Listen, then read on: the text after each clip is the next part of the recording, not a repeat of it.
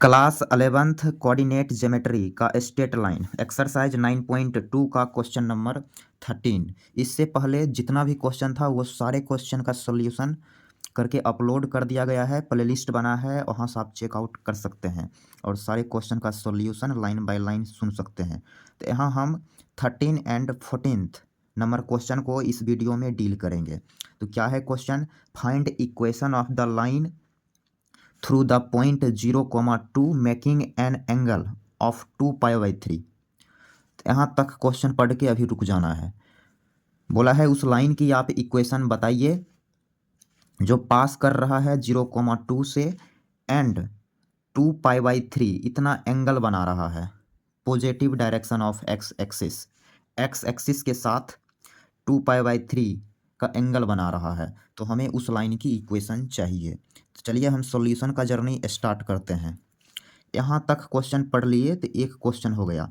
फिर यहाँ से बोला है अगला टाइप का क्वेश्चन, पहले इतना हम सॉल्व कर लेते हैं। तो क्वेश्चन में क्या है? एक एक्स एक्सिस है, तो ये हो गया एक्स एक्सिस। अब एक लाइन है जिसकी हमें इक्वेशन चाहिए, तो ये हो गई लाइन। ये लाइन एक्स एक्सिस के साथ कोण बनाया पॉजिटिव डायरेक्शन में 2π/3। क्लियर? 2π/3 ये तो हम रफ फिगर बना रहे हैं, इसलिए यहाँ 2π/3 दिखता तो नहीं है, लेकिन हम मान के चलेंगे। ओके, क्योंकि ये रफ फिगर बना रहे हैं ना कि एग्जैक्ट। तो मान लिया ये कट किया इसको ओ पे, और चूंकि ये पास करता है 0,2 से, तो ये तो एक्स एक्सिस के ऊपर ही कहीं पॉइंट होगा, तो 0,2 यहाँ कहीं होगा।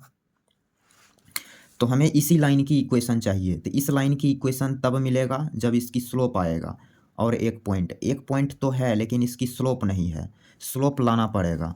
तो इस लाइन की हम पहले स्लोप निकाल लेते हैं। तो स्लोप बराबर इंक्लाइनेशन दे रखा है, तो इसका 10 ले लेंगे, 10 2π/3। क्लियर? यानी इसको हम लिखेंगे 10 पाई माइनस π/3, तो ये हो जाएगा -10π/3। It will be -√3। क्लियर? तो अब इसकी इक्वेशन मिलेगा। तो इसकी इक्वेशन हम क्या लिखेंगे?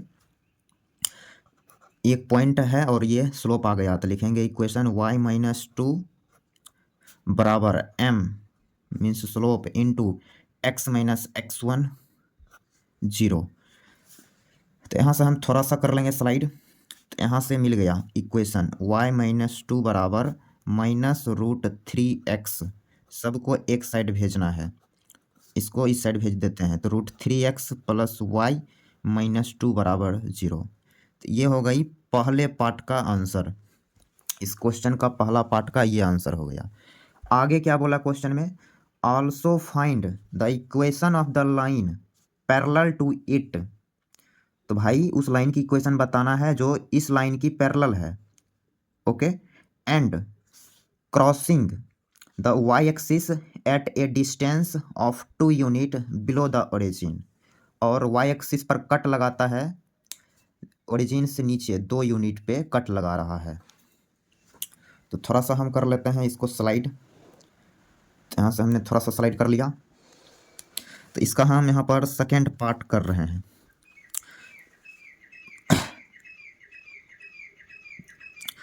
तो ये लाइन है, इस लाइन की इक्वेशन अभी हम जस्ट निकाले हैं, √3x प्लस y-2 बराबर 0। और एक दूसरा लाइन है जो कि इसके पैरेलल है, तो वैसे जा सकता है। क्लियर? और ये जो लाइन है एक्स एक्सिस वाई एक्सिस पे कट लगाता है बिलो ओरिजिन। कहाँ लगा रहा है? 2 यूनिट ओरिजिन से नीचे, तो 0,-2 इसकी कोऑर्डिनेट हो जाएगी, यहाँ कहीं लगाया। तो इससे ये पास किया और इसकी हमें स्लोप चाहिए। चूँकि ये लाइन इसके पैरेलल है, तो इसका जितना स्लोप होगा उतना ही इस लाइन का भी स्लोप होगा। तो इसकी भी स्लोप आ जाएगा -√3। तो इस लाइन की इक्वेशन हम क्या लिखेंगे? इस लाइन की इक्वेशन लिखेंगे y - -2 बराबर m into x - x1 means 0। Clear. तो यहाँ से ये आ गया y+2 बराबर -√3x। क्लियर। तो यहाँ से ये आ गया √3x + y+2 बराबर 0।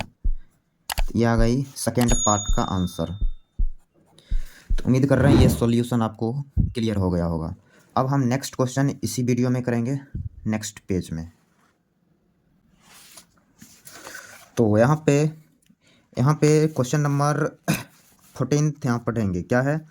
The perpendicular from the origin to a line meets it at the point -2,9। Find the equation of the line. तो यहाँ पे बोला है भाई उस लाइन की इक्वेशन बताओ जो ओरिजिन से परपेंडिकुलर डाला गया है लाइन पे, और उस लाइन पे इस पॉइंट पे मिल रहा है, इस पॉइंट पे परपेंडिकुलर है। तो बोला है कि आप उस लाइन की इक्वेशन बताइए। क्लियर। तो यहाँ पे जैसे ही सवाल में ओरिजिन का जिक्र किया है, तो ओरिजिन का जिक्र किया है तो हमें थोड़ा कोऑर्डिनेट एक्सिस बना लेना चाहिए।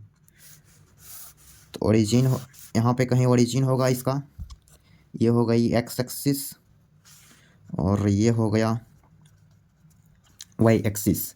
अब ये ओरिजिन है तो कोऑर्डिनेट विल बी 0,0। इससे परपेंडिकुलर डाला गया। अब वो जो पॉइंट है वो पॉइंट है -2,9। तो -2,9 किस क्वाड्रेंट में होगा भाई? तो इसमें कहीं यहाँ होगा।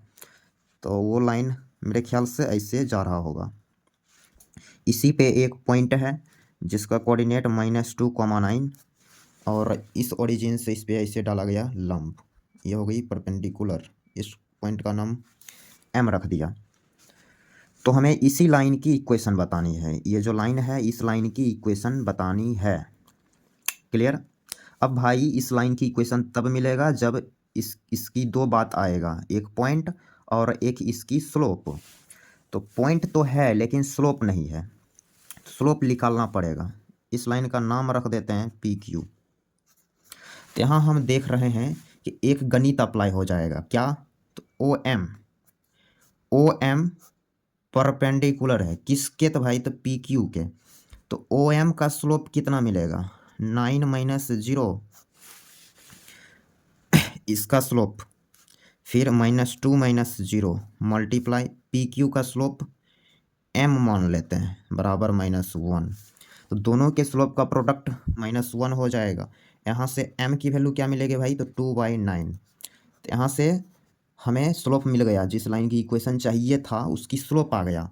स्लोप आ गया, पॉइंट ऑलरेडी यहाँ पे है, तो इसकी इक्वेशन हम डायरेक्ट लिखेंगे। तो यहाँ लिखेंगे इक्वेशन विल बी y-9 बराबर M इंटू x - x1।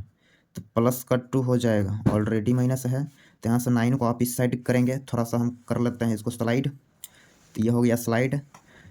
तो यहाँ से नेक्स्ट स्टेप में लिखेंगे 9y - 81 बराबर 2x + 4। तो सारे टर्म को इस साइड ला रहे हैं। तो ये हो गया 2x - 9y,